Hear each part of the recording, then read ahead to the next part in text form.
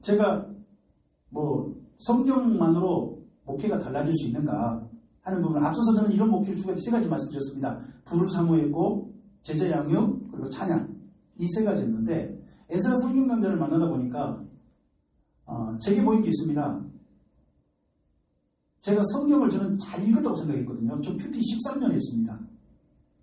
그냥 제자 양육할 때 큐티 항상 하라고 하지 않습니까?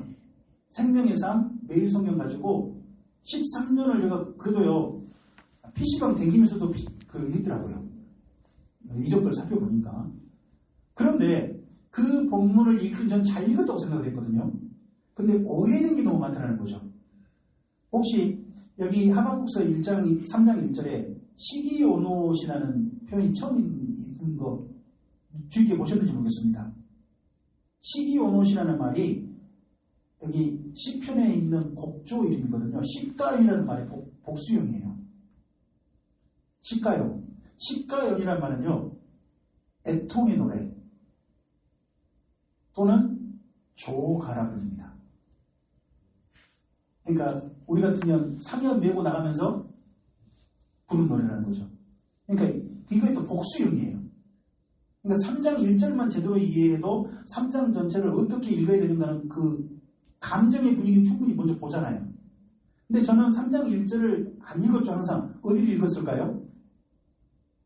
3장 2절에 주의 일을 이 수년 내에 부응하게 앞서 이 부분을 보인 거죠. 그리고 똑같은 3장 2절에 있는 이 부분, 3장 2절 맨 뒤에 진노 중에라도 긍휼을 잊지 마옵소서. 주의 일이 3장 2절의 주의 일이 하나님께서 진노로서 하실 일이라는 걸 저는 전혀 염두에 두지 않고 주의 일을 수년에 부응케 하소서 하고 우리 교회 표를 삼았던 저의 이유는 오직 한 가지죠. 우리 교회 성도님들 제발 많이 늘어나게 해주십시오. 그런 마음으로 했는데 3장 2절은 전혀 그런 내용이 아니더라는 거죠. 진노 중에 하실 주의 일이란 여기 하박국서를 읽어보면 예루살렘 멸망입니다. 예루살렘 멸망과 함께 한 가지 더 있죠. 바벨론도 속히 멸망하게 해주시옵소서. 그 일이지 교회의 부흥은 전혀 아니란 말입니다. 이 본문을 제가 그렇게 읽었던 것이 큰 오해라는 걸 제가 에스라 성경 강좌 처음 가서 저 확인하고서 제게 너무 큰 충격이었습니다. 제가 평생 금가옥조처럼 붙들고 우리 교회 표어로서 늘 삼았거든요. 혹시 여러분은 표어 안 삼으셨습니까? 주요 교회를 부흥케 하옵소서 그러면 꼭 가르쳐가지고 합 3.2 심지어 앞에다가 그게 프랑카드로 막 걸고 막 이랬던 기억이 있는데 조금 심각한 오해였다. 전반대 오해였다는 게 제게 보였고요. 그리고 제가 불을 삼한다고 말씀드렸죠. 대표적인 구절이 여기입니다. 3장 11절입니다. 마태복음 3장 11절. 그는 성령과 불로 너희에게 세례를 베풀 것이다. 이래가지고 이게 성령의 불, 성령의 불. 우리가 부흥회 때 늘 봤던 그런 내용입니다. 근데 여기가 3장 7절하고 연결해보면 내용이 또 심각해집니다. 여기 너희가 누구냐? 3장 7절에 세례 요한이 대상으로 하는 사람들인데 그들이 많은 바리새인과 사두개인들입니다. 그러니까 일반 백성들, 뭐 세례 요한의 세례를 사모해서 온 사람들 아니고 세례 요한이 무슨 짓거리 하는가 보고 싶다 해가지고 온 바리새인과 사두개인들을 향해서 했던 말입니다. 그런 가운데서 성령과 불로 너에게 세례를 베풀 것이다 라고 예수님이 그렇게 말씀하는데 이 다음 말씀이 연결된 말씀으로 목사님께서 하셨을 때 제가 큰 충격이었죠. 저는 늘 본문 읽었죠. 알고 모아 곡간에 들고 쭉정이는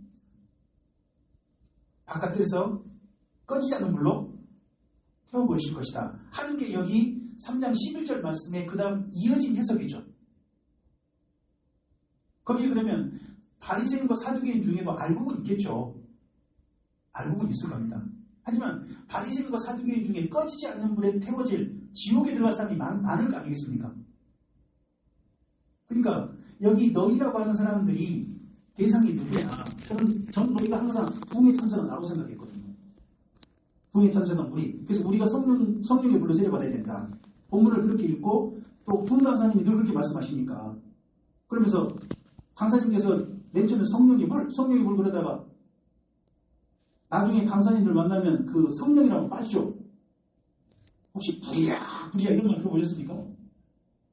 불. 전 이런 이야기를 늘 듣고 살았습니다. 부흥회 때문에. 근데 그게 근거한 말씀이 여기였거든요. 저는 그 말씀을 사모해서 입으로 받고 싶어 했습니다.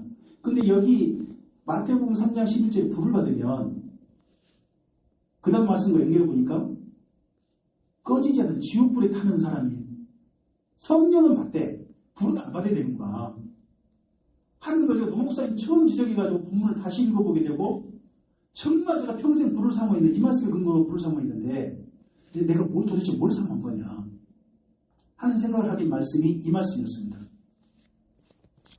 그리고 저는 신명기가 신학교에서 제가 다닌 신학교가 좀 허접해서 그랬는지 모르겠습니다만 신명기가 설교의 최초의 모범이라는 말을 배운 적이 없습니다.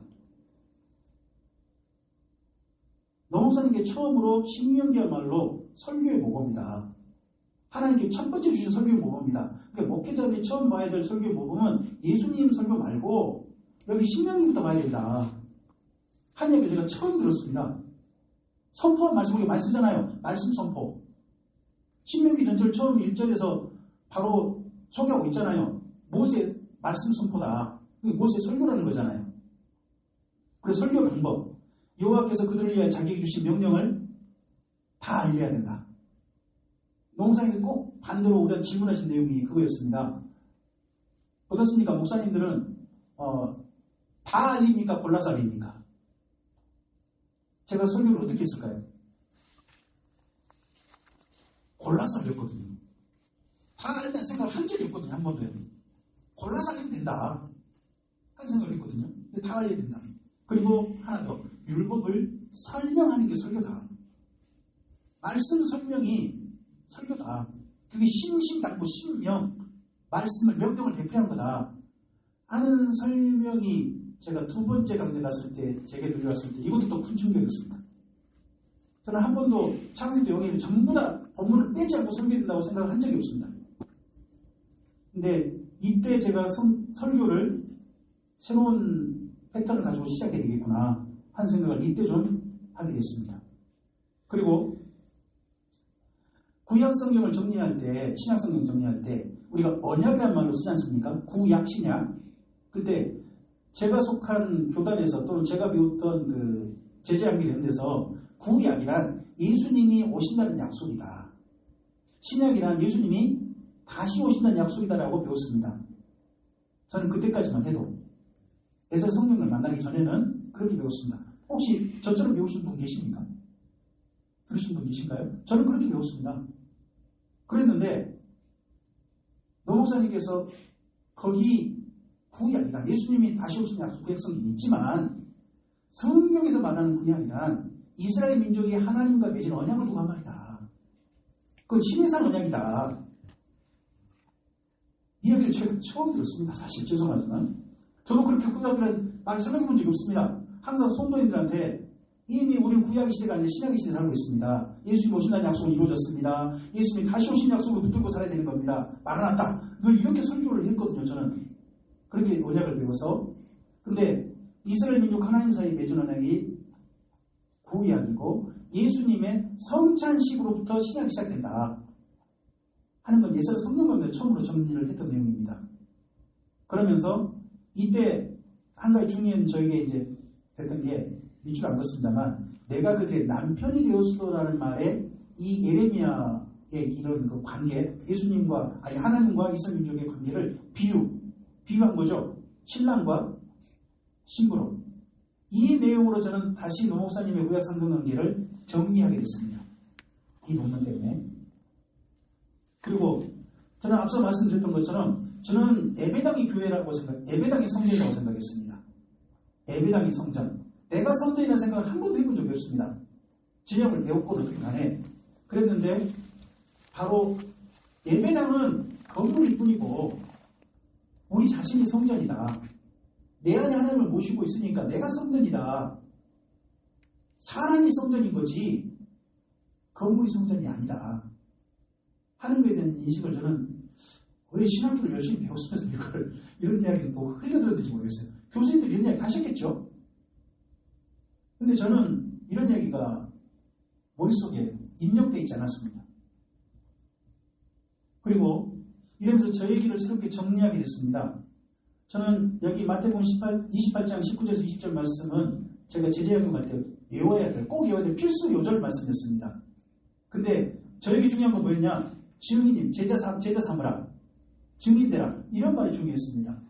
근데 노 목사님께서 이 부분을 설명해 주시면서 제자 삼아서 세리 베풀어서 뭐 하라고 했느냐? 가르쳐? 지키게 하라고 했다. 그럼 목회자가 해야 할 일이 뭐냐? 세리도 베풀어야 된다. 그럼 그 다음 성도한테 뭐 해야 되느냐? 성경을 가르쳐 지키게 해야 될 거 아니냐? 이 이야기 하신 부분에 제가 머리가 쭉 빗었습니다. 저는 설교할 생각을 했지, 제자 양육을 했지, 성경 전체를 가르친다는 생각을 잘 하지 않았습니다. 일부 성도들 꼭 알아야 될 부분만 가르치고 성경 전체를 가르치지 않는다는 생각을 안 했는데 이 말씀 덕분에 제가 또 길을 정하게 됐습니다. 성경 전체를 가르치는 설교를 해야 되겠다 하는 부분을 정하게 됐고요. 그리고 바울의 남겼던 유언, 디모데후서 말씀을 제가 여기 들으면서 저는 강의 들으면서 그때 펑펑 울었습니다. 저는 늘 열심히 해야 될 게, 목회자는 이렇게 들었습니다. 목회자는 두 바퀴가 있어야 된다. 기도와 성경이다. 두 개를 나란히 해야 된다. 근데 하다 보니까요, 성경은 뭐냐? 내가 하는 기도 사역이나 내가 하는 축사 사역이나 내가 하는 찬양 사역을 돕는 중심이라고 하면서 보조 사역이에요. 성경을 기준으로 이 모든 걸 그 안에서, 성경 안에서 다시 체계를 정리한 게 아니라 기도 사역을 하기에 성경을 인용하는 거죠. 또 제자 사역을 하기 위해 성경을 인용하는 그런 스타일로 제가 목회를 하고 있더라는 거죠. 근데 사도 바울은 디모데에게 부탁한 게 다른 거 열심히 하지 말고 말씀을 전파하는 일에 너는 최선을 다해야 된다 하는 말씀에 저는 하나님께서 저를 향하신 말씀, 목회자인 저를 향한 말씀으로 저는 받아들이게 됐습니다. 그리고 성도의 수에 대해서 늘 고민했습니다. 제가 이렇게 바른 길을 전함에도 불구하고 왜 성도가 이렇게 안 보이는가? 이거에 대해 늘 고민이 있었고, 의사 성경 강좌를 만나도 쉽지 않는 힘든 일이었습니다. 왜냐하면 성도가 어느 정도 있어야 제 집사람이 고생을 안 하잖아요. 늘 고생하는 그런 집사람이니까, 또 제 아이들이 그러니까요. 그랬는데 여기 말씀 만나고 나서 성도에 대한 생각을 조금 좀 정리하게 됐습니다. 수에 대한 생각을. 예레미야가 40년 목회하지 않습니까? 40년 예루살렘에서 목회하는데 그의 성도는 한 사람이라는 겁니다. 바룩 한 사람. 그런 예레미야 보고 목회 너 실패한 거다 하나님께서 말씀하셨겠느냐? 아니라고 보였거든요.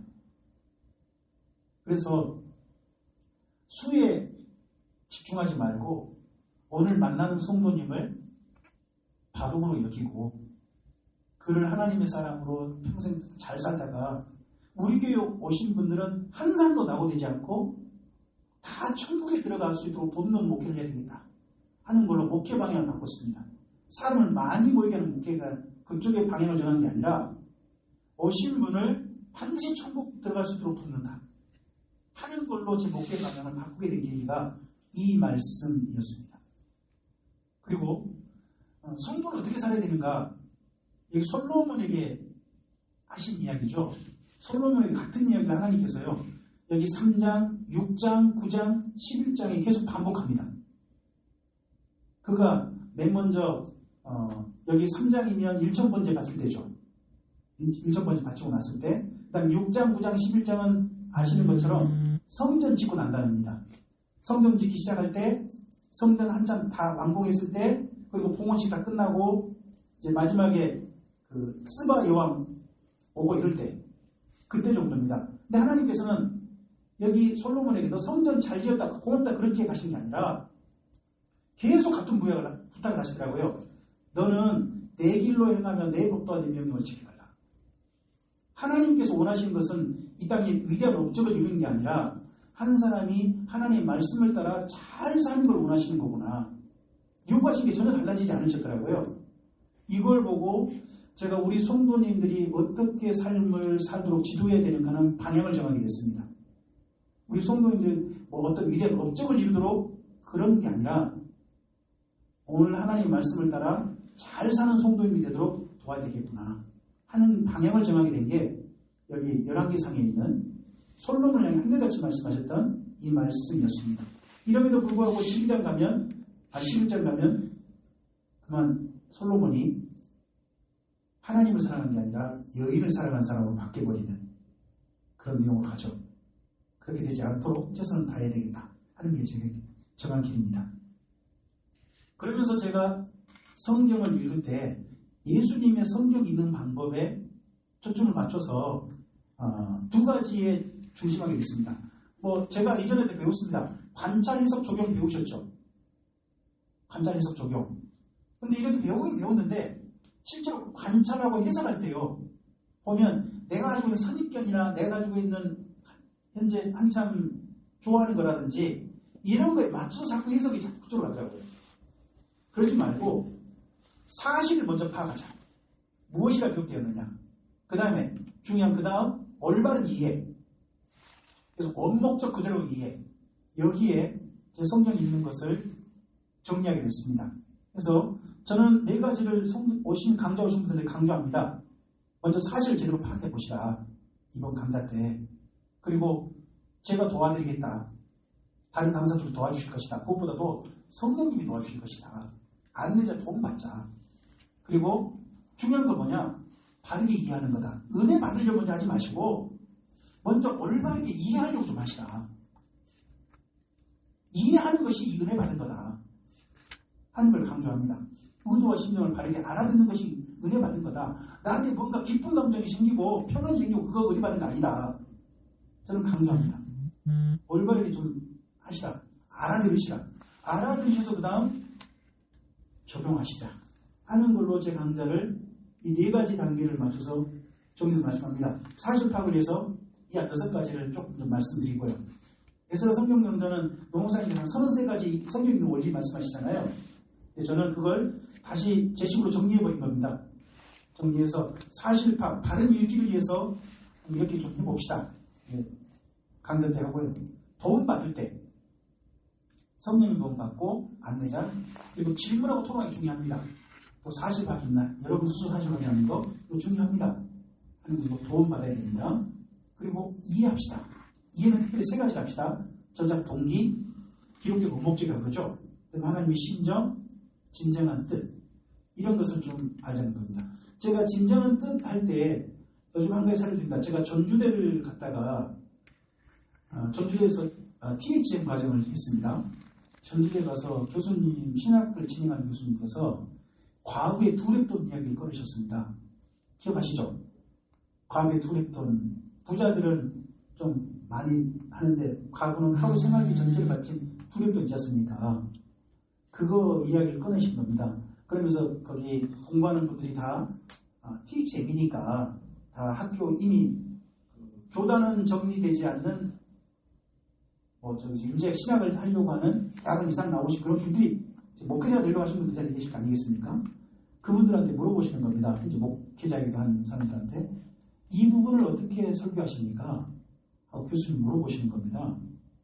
과거에 두렵던 저는 당연히 예수님 칭찬하신 거 아니냐 하고 이야기를 했죠.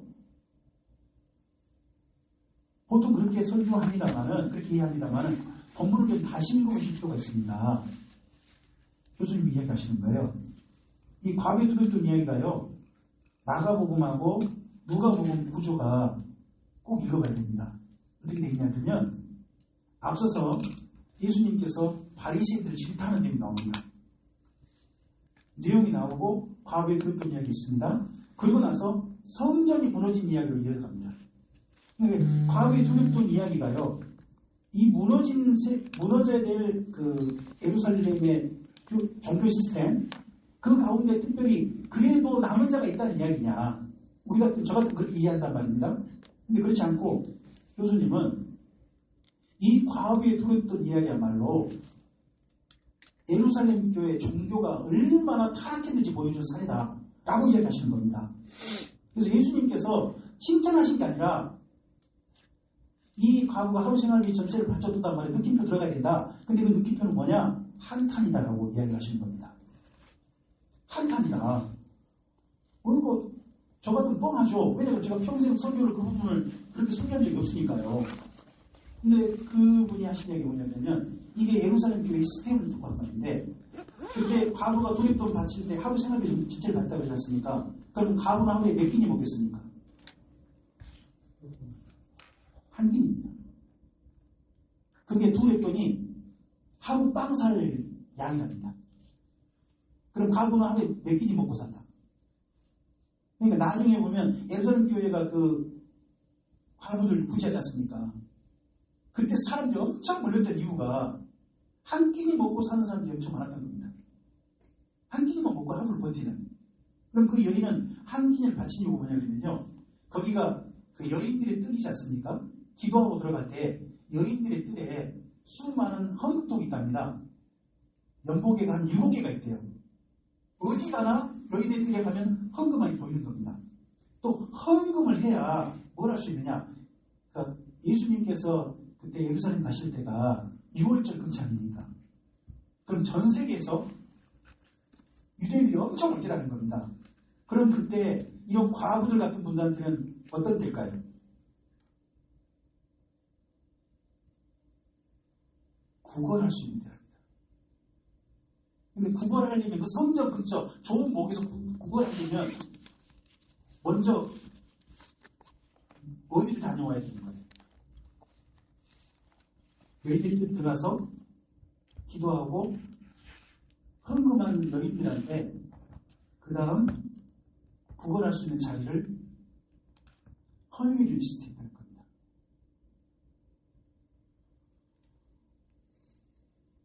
그러니까 사두개인들이 했던 행태를 우리가 알고 있죠. 성전에 돈 받고 주면서 이익 챙겨가고 그리고 가져온 재물들, 짐승 재물들을 이건 부정한, 이건 자기가 안 되고 비싸게 팔아서 또 챙기고 하는 것들 알고 있잖아요. 예수님께서 성리를 가신 거. 그와 함께 그 과부의 두랩돈이 바로 또 종교 시스템의 슬픈 부분이라는 겁니다. 교수님의 그 이야기를 듣고 본문을 다시 읽어봤습니다. 제가 잘못 읽었나? 교수님 엉뚱한 소리 하시나? 교수님 이야기가 너무나도 마음에 와닿는 겁니다. 흐름상. 더더구나 예수님께서 그 과부의 두랩돈을 바친 걸 보고 한탄하시니까 그 다음 이 시스템은 무너져야 돼. 도리에 돌아가면 다 무너져야 되는 말씀으로 이어지는 것이 훨씬 설득력 있게 됐다는 겁니다. 그러니까 본문을 내가 읽고 싶은 대로 평소 읽었던 대로 읽는 게 아니라 본래 본문이 흐름을 이 본문을 이런 구조로 읽게 하는 이런 본문을 매치한 까닭 뜻을 올바르게 읽어야 된다는 것들이 굉장히 중요하다 하는 것들을 저는 조금씩 좀 배워가고 있습니다. 한 단계 한 단계. 그리고 마지막 적용하기 이런 것까지 해서 제가 성경 얘기합니다. 제가 구약 성경은 말씀드렸던 것처럼 아까 에레미야 31장 31절로 32절 따라서 이렇게 구약 성경을 정리합니다. 저는 신랑과 신부 관계로 구약을 정리합니다. 하나님과 이스라엘 쪽에 신랑과 신부의 사랑이 아니고 그렇게 분리해서 제가 이야기를 하고 있습니다. 그래서 시간대로 보시면 출애굽시대, 사사시대, 통일왕국시대, 부흥시대에서 이때 성경을 내가 11개 하서 와서 이 순서로 하는 건 여러분도 아실 겁니다. 저는 여전히 요엘서를 가장 앞에 하고 있습니다. 제가 요엘서 배치 문제 때문에 우리 박인용 목사님과 토론을 몇 차례 했던 것 같습니다. 박인용 목사님은 요엘서를 말라기 때 정도로 하는 것이 가장 합당하지 않냐 하는 쪽에 그때 그렇게 많이 하는데? 아니죠. 토론하실 때. 토론하실 때. 기회였습니다. 했다고 하세요. 괜찮습니다. 기억 안 났습니다. 저는 제 생각이에요. 더구나 강사 모임 때 노목사님과 함께 만났습니다. 성경 그 강의 배치 문제 때문에 만났는데 노목사님도 그 제안을 하시는 겁니다. 노목사님도 말라기 때 정도로 요일서 읽으면 어떠냐 하고 있는데 제가 강력히 반대했습니다. 지금 산청에서 요엘서를 가장 먼저 그 선지서 가운데서도 가장 먼저 강의를 하시는 분들이 제법 있으시거든요. 제가 강력히 주장했습니다. 앞에서 하는 게 더 옳을 것 같습니다. 그런 이유에 좀 말씀을 드리고, 일단 노목사님께서 자기에게 주장하신 분 아닙니다. 제안을 하셔놓고 난 다음에 노목사님 말씀하셔놓고는 제가 그건 안 될 것 같습니다 라는 이야기 들으시고 좀 그대로 합시다.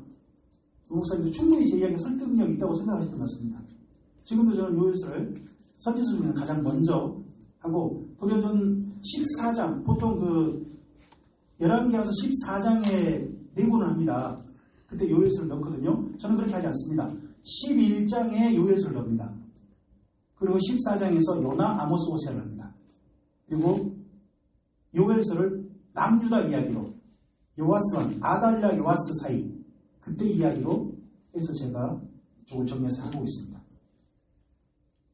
그리고 그 다음에 역사는 바벨론 포로기한 역사, 이렇게 정리하는 거 우리가 다 알고 있으실 겁니다. 그리고 신약성경을 저는 이렇게 정리합니다. 신약성경을 사건으로 다시 스토리를 만들어 봤습니다. 가장 먼저 저는 신약성경 이야기할 때 세례요한 이야기를 먼저 합니다. 세례요한, 그리고 예수님, 교회를 이야기하는데, 교회 이야기 때부터는 사도행전을 가지고 이야기해 가는 거죠. 쭉 하되 성경을 처음으로 강좌할 때는 바울의 2차 전도여행, 그때 합니다. 그때 데살로니가전서후서 신약성경 때 처음으로 제가 첫 성경 안내를 이때 합니다. 그리고 3차 전도여행 때 바울 서신과 함께 야고보, 마태복음을 이때 놓습니다. 이때 놓고요. 그리고 바울의 로마 재판받을 때, 재판받을 때 바울의 서신이 있죠. 에필볼몬, 그거와 함께 이때 정도에 마가, 누가, 사도행전을 이때 함께 강좌하고요. 이때 강좌할 때 큰 도움 줬던 분, 마태복음을 가장 먼저 하도록 도움 줬던 분이 제겐 남기용 목사님입니다. 남기용 목사님이 그때 그 강좌에 피드백 했을 때 마태복음 이 부분에 대해서 조금 하신 이야기가 있으셨거든요. 제게 그때 큰 힌트가 됐습니다. 그게 큰 힌트가 돼서 저는 마태복음을 지금도 가장 먼저 강좌를 하고 있습니다. 복음서 중에서는요. 그러니까 제가 하는 강좌는 제가 스스로 깨달은 것도 있지만 다른 분의 도움받은 것도 상당히 많습니다. 누가복음을 먼저 하는 게 맞다고 제가 힌트를 드렸는데 제 건 하나도. 네. 다른 분들은 마가복음 먼저 하십니다. 마가복음 먼저 하십니다. 근데 저는 마태복음 먼저 합니다. 마태복음 먼저 하는 그런 게 있고요. 그리고 나서 바울이 마지막 5차 전도여행이라 할 수 있겠죠. 4차 전도여행이라 할 수 있겠죠. 거기 부분을 할 때 그때 이분이 베드로전서후서 유다서를 이때해 버립니다. 그리고 나서 마지막에 요한서신을 뒤로 다 뺍니다. 요한복음부터 해가지고 이렇게 강좌를 현재 진행하고 있습니다. 제가 강좌를 진행하는 방법이 신약성경은 제가 스토리를 다시 만들었기 때문에 다른 분들이 같이 현재 하지 않고 제가 현재 신약성경은 다 강좌를 광주에서도 제가 지금 하고 있습니다. 성경을 반복 강좌하는 거에 기쁨을 저는 지난 2002년도 이후 지금까지 경험하고 있습니다. 반복이라는 게 참 중요하더라고요. 근데 반복을요, 그냥 이전에 썼던 강좌 내용을 그대로 쓰는 것은 저는 반복이 아니라고 봅니다. 제가 지금 광주에서만 강좌를 33번째 했는데요. 33번 할 때 제가 성경이 읽는 게 33번을 넘습니다.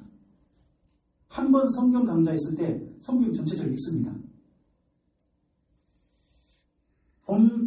강의안을 살펴보는 게 아니라 성경 본문을 저는 살피고 있습니다.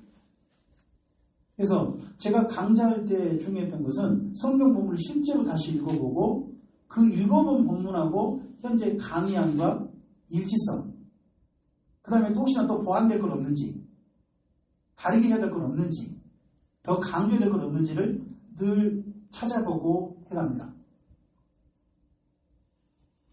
이게 2015년 제가 산청에 가서 강좌할 때 신명기 내용입니다. 여기 보시면 누가 떠오르십니까? 앞에 보시면 노목사님이죠. 제가 2015년만 해도 노목사님 강좌 내용을 그대로 살려드렸습니다. 이렇게 설교 방법도 다 혹시나 가신 분들 추억 있으실 겁니다.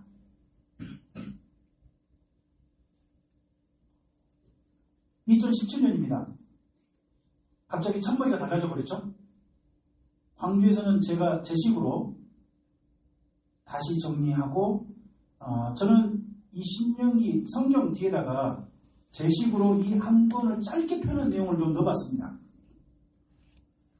지금 여기 세 권 드렸는데 이 속에도 제가 그 구약 성경을 이해할 때 하나님과 이스라엘 민족의 그 부부 사이 사랑 이야기로 제가 이해했다고 하지 않았습니까? 그런 거에 관점을 맞춰서 짧게 표현을 좀 해보는 겁니다. 짧게 표현한 본문을 제목을 이렇게 붙여보고요. 그때 정리합니다. 그때 했던 게 이 두 가지였습니다. 맨 처음에 바로 모세 설교다 하는 걸 두 개. 2017년, 2026년 올해죠. 올해 했던 내용입니다. 앞에는 달라진 게 없습니다. 근데 그 뒤에는 4개로 늘어나 있습니다. 뒷부분 3번과 4번은 어딘지 아시죠? 모아보냐? 29장부터 34장. 거기 부분도 여기에 새롭게 넣었습니다. 넣어서 신명기가 모세의 설교, 모세의 교육일 뿐만 아니라 모세의 유언이고 모세의 축사다 하는 전체 내용을 좀 더 좀 처음에 명확하게 하고 싶을 때는 이렇게 좀 더 좀 추가해서 보도록 합니다. 그리고 신약성경을 제가 2016년에 보시면 이렇게 했습니다. 어떻게 보이십니까? 앞에 보시면 순서가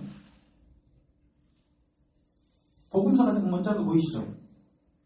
복음서 먼저 하고 사도행전과 바울서신 그리고 일반서신 또는 뭐 사도서신 그러고 나서 요한계시록 이렇게 했단 말입니다. 2016년만 해도. 그리고 그때 했을 때 이 내용입니다. 본문을 저는 크게 많이 썼습니다.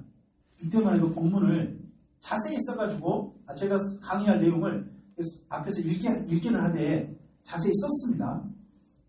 근데 2017년 여기 제가 왔습니다. 와서 2017년 초대받아가지고 여기 아니죠. 그때 판교에 있을 때 내와 있을 때 거기에서 이때 여기 와서 했던 토론 때 내용입니다. 이게 이전에 제가 했던 내용입니다라고 소개하고요. 저는 이제 이렇게 하고 싶습니다 하는 걸 냈습니다. 순서를 이렇게 하고 싶습니다. 앞으로는 하고 여기 와서 앞으로 제 신약성경 강좌 순서를 이렇게 하겠습니다라고 제가 처음으로 신약도 연대기 순으로 해보고 싶습니다 하는 내용을 이때 말씀드렸습니다. 그리고 2017년에 이런 뼈대로 이런 구성 방법으로 해가지고 신약성경을 재구성했습니다.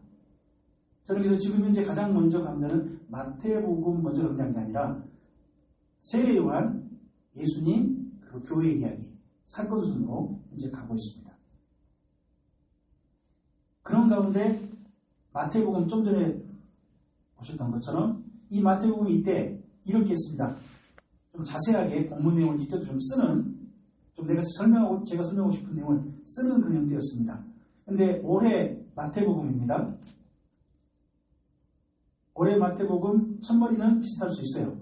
근데 그 다음에는 간단하게 요즘은 제가 좀 짧게 치면 짧게 하고 설명은 제가 하고 눈에 보이는 것은 짧은 글로 보이도록 하는 걸로 저도 지금 포맷을 바꿔가고 있습니다. 되도록이면 많이 안 쓴다. 글자는 최대한 적게 한다. 이 설명은 제 입으로 한다. 하는 걸로 저는 현재 이 스타일을 좀 바꿔가고 있습니다. 그리고 한번 성경 강좌 이해를 제가 어떻게 하는지 한번 예를 야고보서를 통해서 한번 보여드리고 싶습니다. 야고보서가 제가 지금 현재 쓰고 있는 야고보서입니다. 먼저 야고보에 대한 분이 야고보가 어떤 분인지 소개하는 거죠. 예수님의 동생이고 중요한 분이다. 또 심지어 믿는 유대인의 대표도 하는 것은 우리가 다 알고 있는 내용이지 않습니까? 간단히 소개하고요. 그리고 야고보서의 특징을 읽기 전에 이런 특징을 기억하시고 본문을 읽으십시오. 그래서 특징을 좀 소개합니다. 이때 사건 배경으로는 유대교의 핍박이 있었습니다. 그리고 바울 서신에 대한 그 오해가 있었습니다. 초기 저작들에 대한 교리가 오해가 있으니까 그런 부분이 있습니다. 그리고 또 여기 야고보서 중요한 특징은 3장, 4장이 그만 싸우라는 내용입니다. 이게 디아스포라라고 그러죠. 흩어져 있는 유대인들이 지금 싸우고 있다 보니까 그 싸움도 그만 싸우라는 내용이 여기 야고보서입니다. 그리고 올해 제가 한 가지 추가한 게 있습니다. 네 번째입니다. 야고보서를 읽다 보니까 이전하고는 다른 게 보이는 게 있습니다. 이전에는 야고보서만 읽었거든요. 근데 지금 제가 이제 뭐 강좌를 여러 번 반복하고 성경 본문을 읽다 보니까 구약 성경의 해석이 신약이라는 것이 점점 좀 보이기 시작했습니다. 구약 성경에 대한 해석이 신약이다. 그러니까 신약의 모든 말씀은 구약의 뿌리를 둔 모든 권함이고 말씀이라는 것들이 보였습니다. 이제 그래서 야고보서를 다시 읽다 보니까 야고보서가 지혜문서의 형식이 지혜문서의 중요한 주제가 이 속에 들어있더라는 겁니다. 제게 이제 읽혀진 야고보서입니다. 그리고 흩어진 12지파에게 제가 말씀드렸는데 6번째 이게 내 형제들아 여기서부터 출발한 거거든요. 야고보서를 계속 읽어가다 보면 내 형제들아 내 형제들아 이렇게 계속 부릅니다. 읽어갈 때 그만큼 야고보가 권위 있는 분이죠. 근데 이런 식으로 구약성경에 쓴 성경이 어디냐? 거기가 잠언입니다. 잠언 1장부터 10장까지가 아들아 내 아들들아 이렇게 불러가지 않습니까? 그런 것처럼 여기도 내 형제들아 형제들아 이런 식으로 계속 불러가면서 글을 쓰고 있다는 겁니다. 그리고 외부와 내부 문제가 있고 여기 특징이 있습니다. 야고보서는 또요 첫 문안에서는 끝인사도 없습니다. 그리고 서신서인데 첫인사도 없고 끝인사도 없는 서신서도 있습니다. 혹시 신약 성경 중에 서신서인데 첫 인사도 없고 끝 인사도 없는 혹시 서신 떠오르는 데 있으십니까? 인사 있습니다. 서신 인사 있습니다.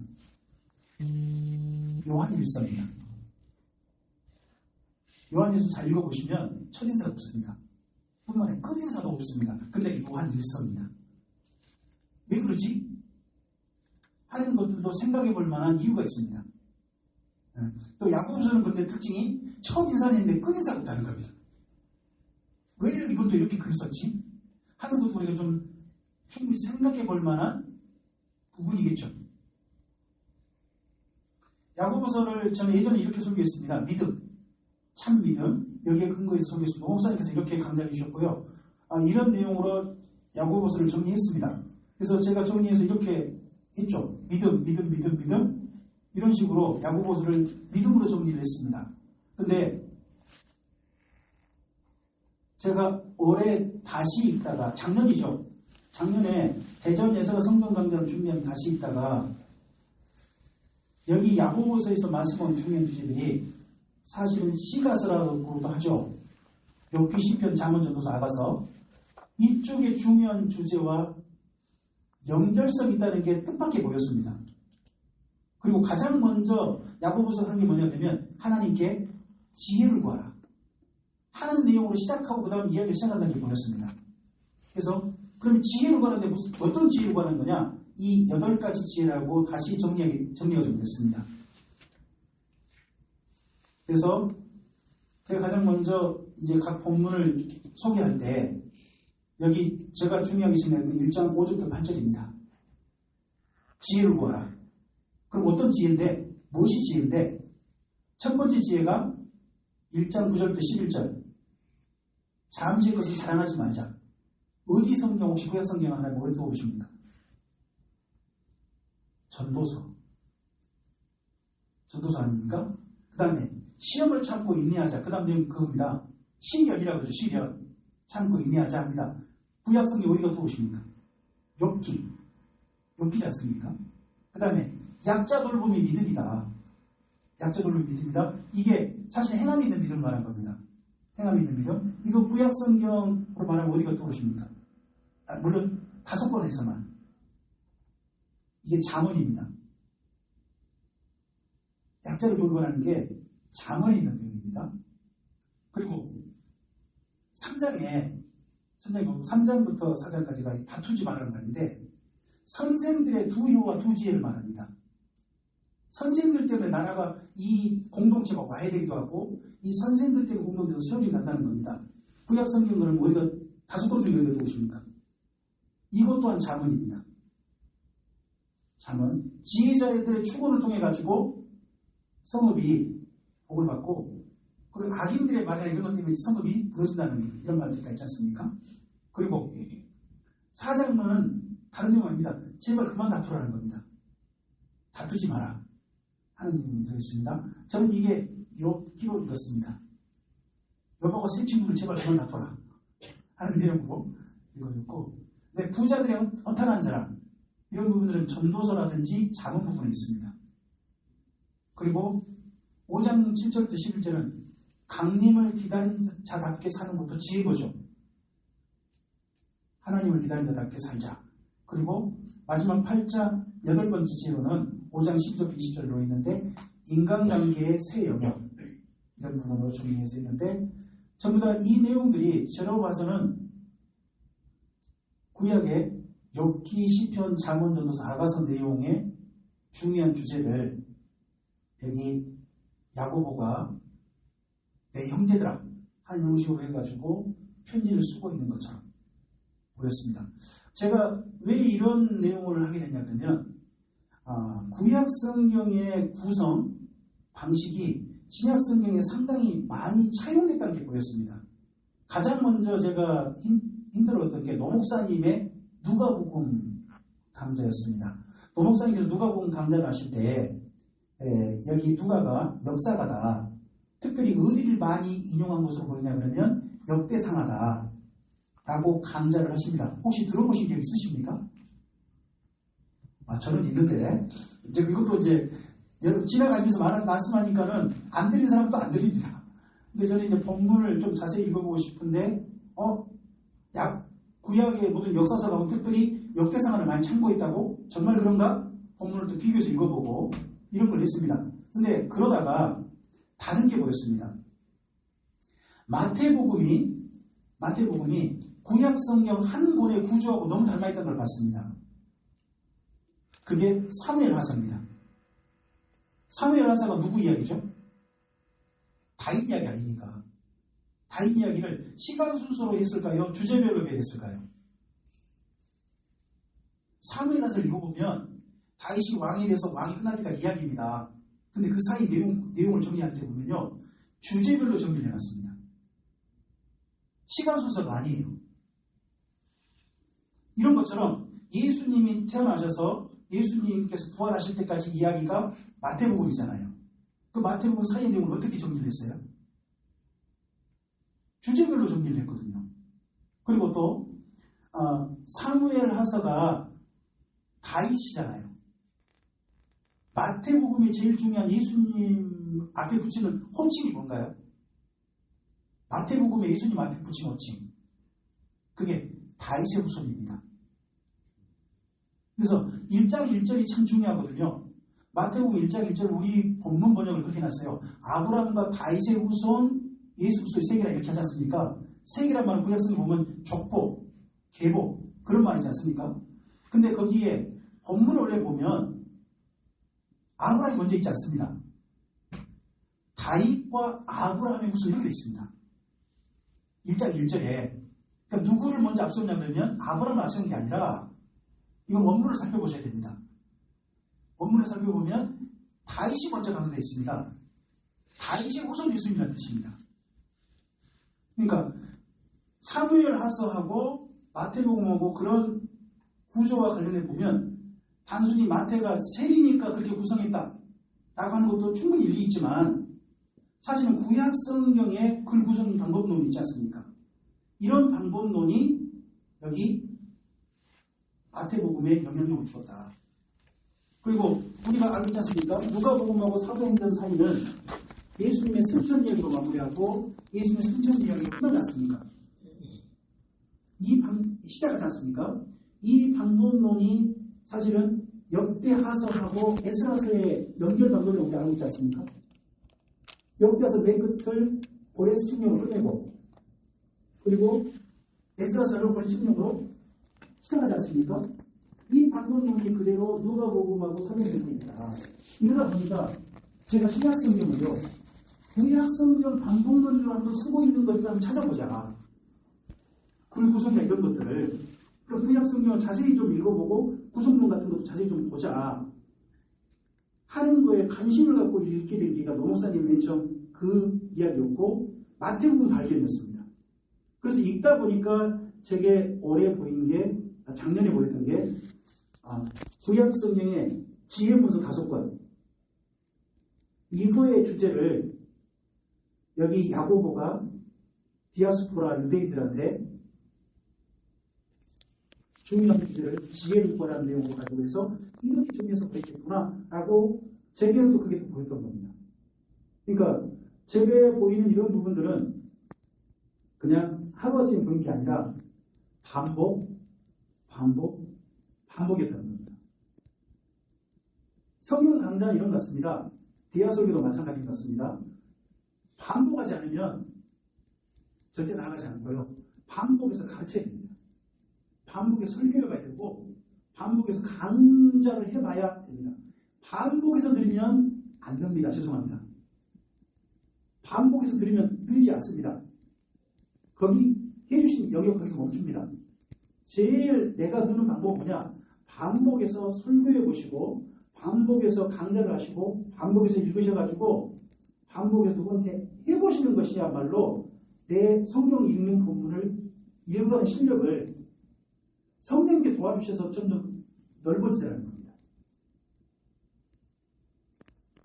제가 드리고 싶은 이야기는 그겁니다.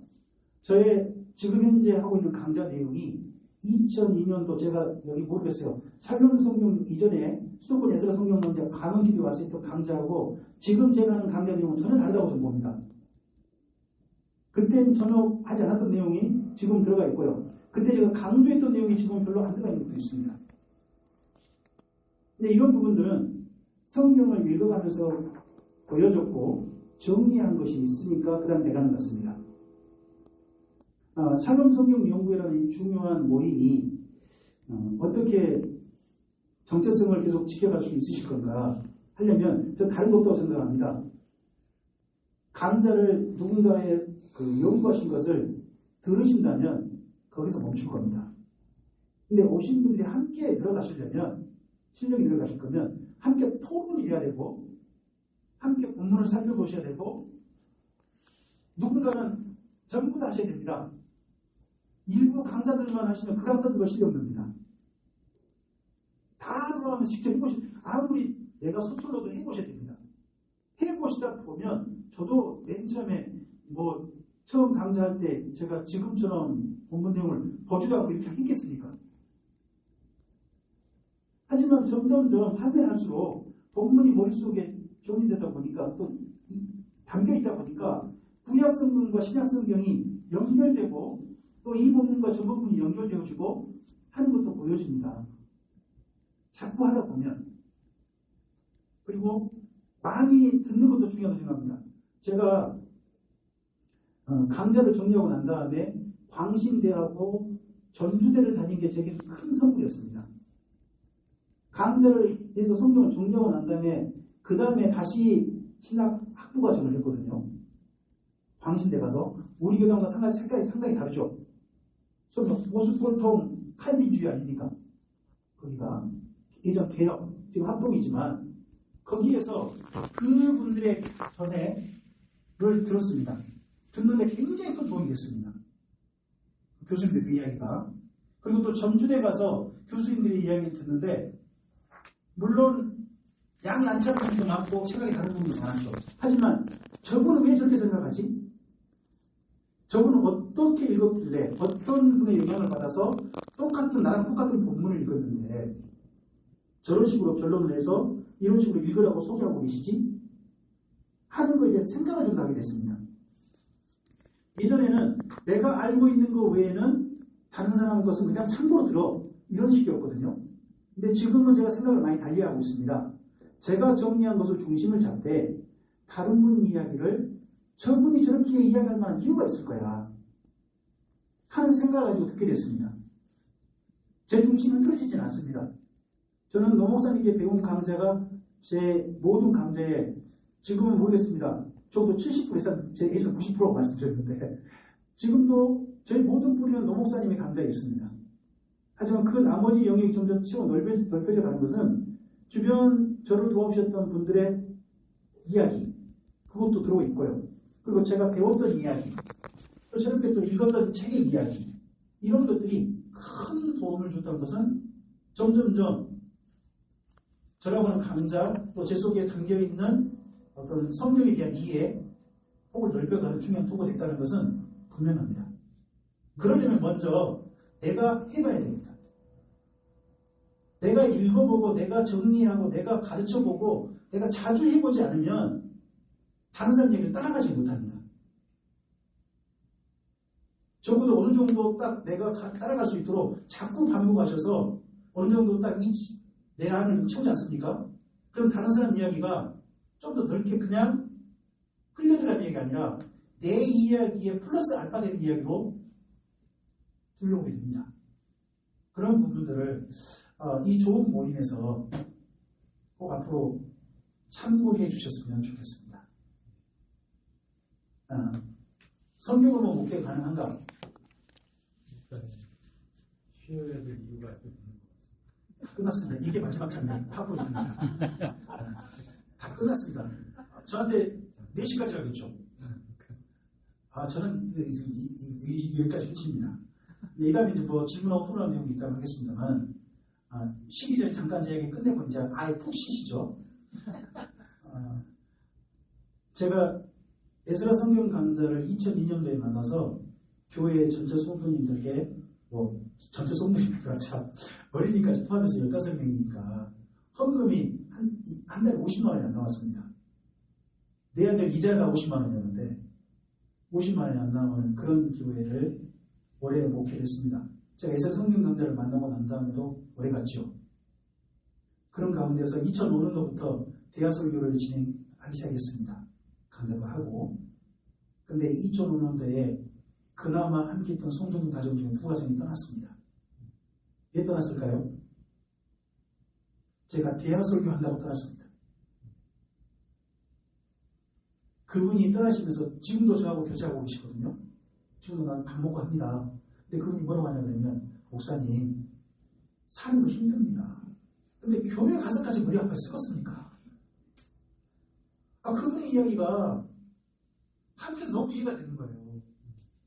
삶이 너무 힘들다는 거죠. 근데 교회 와서까지 머리 아프게 또 성경을 배운다고, 아니, 위로를 받고 싶어요. 목사님 설교 통해가지고 그전에는 위로가 되고 좀 힘이 났는데 이제 머리만 아파요. 교회 못 다니겠어요. 지금도 교회를 안 다니세요, 그분이. 너무 마음이 아프죠. 제가 대화 설명한 것 때문에 그분이 교회를 떠나고 지금도 신앙생활 안 하는 거잖아요. 그러지 않고요. 아니, 지금 그게 안 되시나요? 지금도 마찬가지예요. 그리고 우리 교회 오셔서 맨 처음에는 제가 불의 교단 이런 교단이다 보니까 방언하시거나 이런 거 전혀 안 했죠. 근데 노목사님과 방언 부분을 노목사님 갑자기 강조하시고 하지 말아야 된다 할 때 제일 충격받아서 그 중에 강사 중에 접니다. 제가 11년 넘게 방언하고 또 강사할 때는 조금 점점 안 하게 되긴 했습니다만 성도님들 말리진 않았거든요. 근데 교회에서 이걸 가르쳐야 되다니 저 진짜 힘들었습니다. 이걸 어떻게 받아들여야 되는가, 어떻게 해야 되는가. 저도 나름 방언에 선한 면이 있다고 생각했던 사람이거든요. 저는 솔직히 신학교 가게 된 게 방언 덕분이거든요. 방언하고 큐티하다가 저 하나님의 음성 듣고 저 갔어요. 큐티 후에 방언하다가 그러다가 하나님께서 신학교 가라. 그러다가 마침 또 담임 교도사님께서 명주 형제 혹시 신학 공부 좀 해볼 생각 없어? 그때 제가 동문고 준비하고 있었는데 그 말 듣고 방언 바꿨죠. 방언이니까 저 인생을 이끄는 한 방법이라고 저는 그러거든요. 그런데 지금 방언은 하지 말자는 쪽으로 제가 강좌를 해야 한다는 게 얼마나 저한테는 아이러니겠습니까? 참 힘든 부분이죠. 힘든 부분인데 그런 부분들을 제가 또 정리하고 했을 때 방언은 하지 맙시다. 하는 걸 이해할 때까지는 성경 부분을 제가 붙잡고 얼마나 실험했겠습니까? 그런 결론 제가 낼 때까지는. 하여튼 그런 걸 해갈 때 방언도 하지 말자 그러니까 우리 성도님 그나마 오신 성도님 중에 어떤 분이 더 생겼을까요? 이번에도 작년 재작년에 나이 드신 분이 갑자기 요즘 우리 교회가 연령이 갑자기 높아졌는데 오신 분이 또 새로 나이 드신 권사님 이런 분들이 오셨습니다. 근데 권사님 두 가정이 방언 때문에 교국하셨습니다. 우리 교회가 방언은 하지 않습니다. 하니까 찾아보신 겁니다. 그리고 예설 성경 강좌 이 부분 뭐 불금지 당했네. 이거 확인하고 난 다음에 그럼 이 교회가 다니면 안 되겠네 하고 두 분 결론 내고 딴 교회 가셨습니다. 우리 교회는 예배당 모습만 보고 가버리시고 성경을 가르치는 것 때문에 가버리시고 그리고 방언 금지한다고 가버리시고 가버리신 분 굉장히 많습니다. 솔직히 안 오셔버리고 예배당 모습 보고 안 오신 분이 5가지 들어보니 5가지 넘어요. 참 슬프죠. 근데 그런 가운데서 제가 2002년 그 전까지 에스라 성경 강좌를 여기에만 집중하고 여기에 토대해서 성경의 근거에서 기도를 다시 가르치고 성경의 근거에서 찬양 방법론, 식사 방법론, 그리고 성도님의 생활 방법론, 신방 이런 모든 것들을 다시 해서 성도님들에게 설득하고 정리해서 가르치고 오다 보니까 솔직히 저도 쉽지 않았습니다. 성경을 중심으로 목회를 한다는 것. 우리 교회 표가 그렇습니다. 성경 한 권으로 충분합니다. 우리 그때 박용환 목사님 말씀이던가요? 그때 그러셨죠? 예, 우리 교회 주변 한 면에 제목이 이렇습니다. 성경 한 권으로 충분합니다. 지금도 그거 그대로 씁니다. 근데 성경 한 권으로 충분합니다고 했더니 정말 헌금 열심히 하시고 우리 교회 오셨던 그 한 유명한 사업가 되신 분이 그 말씀 보고 우리 교회 떠났습니다. 이런 일을 저도 겪었습니다. 그럼에도 불구하고 제가 2000년 전까지 이 길을 계속해서 걸어왔고요. 걸어온 가운데 지금은 그래도 교회 성도님들이 40명 정도 모이셔서 사례비도 받고 그리고 그 이후에 은퇴해도 계속 교회 좀 남아 있읍시다 하는 이야기를 듣는 목사가 되긴 된 것 같습니다. 성경 한 권으로 목회가 되느냐? 저 솔직히 각오하시라고 말씀드리고 싶습니다. 하지만 성경 한 권으로 목회하는 것의 보람, 그 길의 분명성, 정당성은 내가 오늘 겪는 어려움, 그것과 비교할 수 없는 하나님께 주신 당당함이라고 생각합니다. 그런 당당함의 목회가 성경 중심 목회고 그 중요한 목회의 방법론으로 저는 예사 성경 강좌에 있다 하고 말씀드리고 싶습니다. 감사합니다. 마치겠습니다. 일단 잠깐 쉬셨다가 45분쯤 질문하실 부분 있으면 하시고 나누는 시간을